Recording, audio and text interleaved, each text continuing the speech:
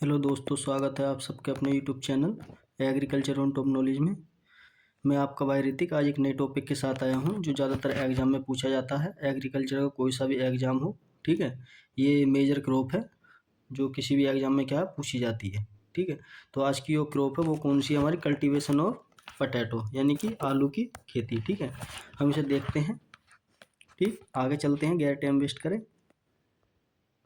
तो सबसे पहले हम इसका इंट्रोडक्शन देखते हैं। इंट्रोडक्शन में हम क्या क्या देखेंगे, इसका बोटनिकल नेम क्या है, तो सोलेनम टूरुएसम। क्या है, सोलेनम टूरुएसम है इसका बोटनिकल नेम है। बात करते हैं फैमिली की, तो सोलेनेसी फैमिली से क्या बिलोंग करता है, कौन सी सोलेनेसी फैमिली से बिलोंग करता है। ओरिजिन की बात करते हैं तो साउथ अमेरिका है, हिंदी में बात करते हैं दक्षिणी अमेरिका बोलते हैं। ठीक है, क्रोमोसोम नंबर की बात करते हैं, जो गुणसूत्रों की संख्या होती है कितनी होती है, 48 होती है। ठीक है, कितनी होती है, 48 होती है। आगे चलते हैं, जनरल इन्फॉर्मेशन की जो बातें हैं वो कौन कौन सी है देख लेते हैं। तो कुछ इसकी जो बातें हैं वो कौन कौन सी है। खाए जाने वाला भाग क्या है, तो हम कंद या तना यानी कि स्टेम खाते हैं, या इसका क्या कंद खाते हैं, टूअर खाते हैं। ठीक है, दो आपको दो दे सकता है तो आप इस हिसाब से क्या लगा सकते हैं। बात करते हैं इसका फल का टाइप कैसा होता है, तो बेरी या सरस टाइप का क्या इसका फल होता है। टाइप्स ऑफ फ्रूट की बात करते हैं। आगमन की बात करते हैं तो भारत में 17वीं शताब्दी में आया था, तो पुर्तगालियों द्वारा लाया गया था। कब, 1822 में। कहाँ से, नीलगिरी जो पहाड़ी थी वहाँ से। ठीक है, पहाड़ी लिख लेना है। ठीक, बात करते हैं आलू में परागण तो कैसा होता है, स्वपरागण होता है। कैसा होता है, स्वपरागण होता है। बात करते हैं ट्रू पोटैटो सीड टेक्निक थी एक, तो वो किसने देख करी थी, सबसे पहले डॉक्टर रामानुजन ने। ठीक है, किसने करी थी, डॉक्टर रामानुजन ने। उन्होंने क्या है इसकी खोज करी थी, ट्रू पोटैटो सीड की। बात करते हैं विश्व के अंदर सबसे ज़्यादा कहाँ उगाया जाता है आलू, तो चाइना के अंदर उगाया जाता है। भारत में बात करते हैं तो सबसे ज़्यादा कहाँ उगाया जाता है, उत्तर प्रदेश में उगाया जाता है। कहाँ उगाया जाता है, उत्तर प्रदेश में। ठीक है, बात करते हैं आलू के जो हरे होने का कारण क्या होता है, सोले नीन के कारण होता है। किसके, सोले नीन के कारण क्या हरा होता है। आपने हरा आलू देखा होगा तो वो किसके कारण होता है, सोले नीन के कारण होता है।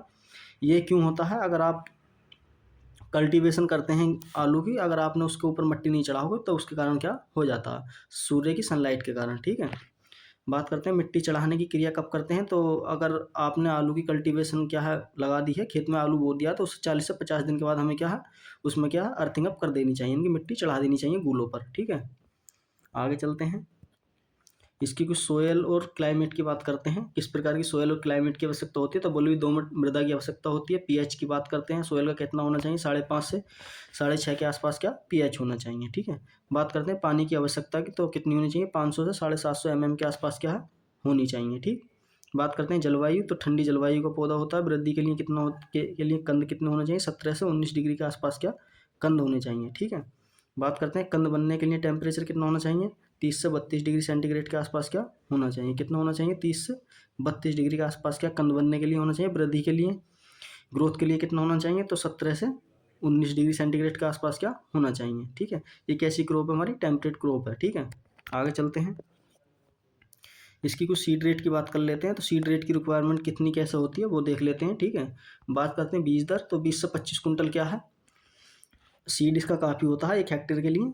3 आँखें क्या उसमें एक आलू में होनी चाहिए। ठीक, बात करते हैं एक कंद का वजन, जो अगर आप एक आलू है इसमें से कितना वजन होना चाहिए इसका, तो कितना होना चाहिए, 20 से 25 ग्राम के आसपास क्या वजन का होना चाहिए। जो मैंने आपको बताया था ट्रू पोटैटो सीड है, उसकी जो टेक्निक है उसके थ्रू अगर हम कल्टीवेशन करना चाहते हैं तो उसके 100 से 150 ग्राम के आसपास क्या है सीड ग्राम के आसपास क्या है सीड की रिक्वायरमेंट होती है 1 हेक्टेयर के लिए, अगर आप सीड के थ्रू इसकी क्या कल्टीवेशन करते हैं। ठीक, इंपॉर्टेंट है, ये आपको क्या अच्छी तरह से याद होना चाहिए। ठीक, बात करते हैं बुआई का समय, तो अगैती की बात करते हैं तो 15 सितंबर से लेकर अक्टूबर तक लगा देते हैं। पछैती की बात करते हैं 15 अक्टूबर से 10 नवंबर तक क्या आप बो सकते हैं, लेट वैरायटी। ठीक है, आगे चलते हैं, कुछ इसकी वैरायटी है उन्हें भी देख लेते हैं।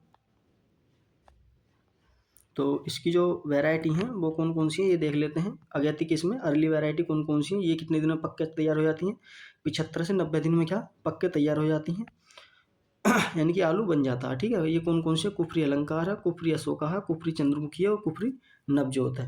ये कैसी हमारी अर्ली वैरायटी हैं। ठीक है, इंपॉर्टेंट वैरायटी हैं सारी, आपको क्या याद कर लेनी चाहिए।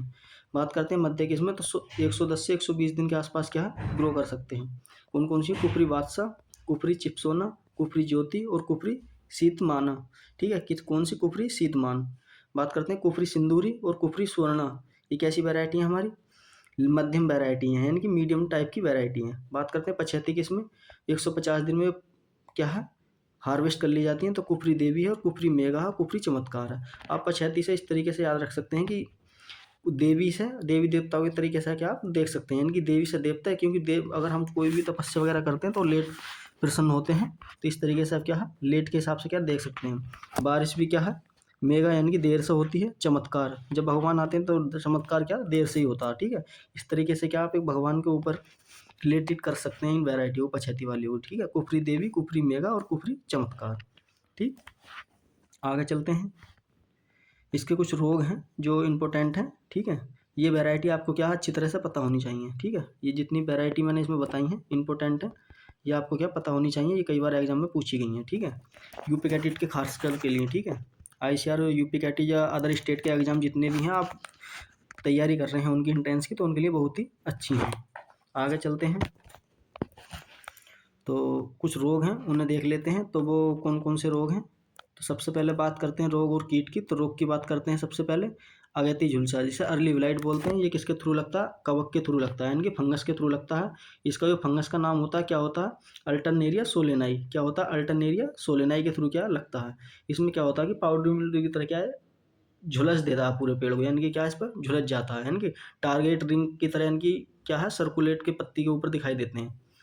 बात करते हैं पछैती, यह भी कवक के द्वारा होता है। तो फाइटोपथेरा इन्फ्रेस्टांस क्या है इसका ऑर्गेनिज्म है, ठीक है, यानी कि जिसके थ्रू होता है। सबसे पहले कहाँ देखा गया पछैती झुलसा, तो आयरलैंड में देखा गया था 1845 में। इसके कारण क्या है अकाल पड़ गया था आयरलैंड में, ठीक है, यानी कि भुखमरी आ गई थी, क्योंकि आयरलैंड में सबसे ज़्यादा क्या खेती की जाती है आलू की, ठीक है। इस वजह से क्या वहाँ की इकोनॉमिक जो है घट गई थी। रोकथाम की बात करते हैं तो कॉपर ऑक्सीक्लोराइड का क्या आप 0.3% के हिसाब से क्या छिड़काव कर सकते हैं, ठीक। बात करते हैं इसके कुछ कीट हैं वो कौन कौन से, उन्हें भी देख लेते हैं। तो एक है एफिड, ठीक।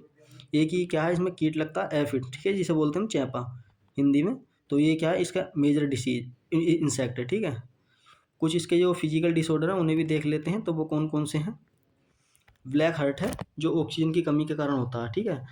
जो किसके कारण होता है, ऑक्सीजन की कमी के कारण होता है। होलो स्टेम भी होता है, नाइट्रोजन की अधिकता के कारण हो जाता है, ठीक है। आलू का हरा होने का कारण क्या, धूप का अधिक होने के कारण क्या आलू हरा हो जाता है। ये क्या सब इसके फिजिकल डिसऑर्डर हैं, ठीक है। आगे चलते हैं। तो थैंक यू दोस्तों, ये वीडियो हमारी लगभग 10 से लेकर 7 मिनट के आसपास की हुई है। तो आप हमारी वीडियो को लास्ट तक देखिए। तो अगर आपको हमारी वीडियो अच्छी लगे तो आप कमेंट करके ज़रूर जाएं और हमें बताएं आपको हमारी वीडियो कैसी लगी। मिलते हैं अगली वीडियो में इसी प्रकार की, तब तक के लिए हमें इजाज़त दें। धन्यवाद।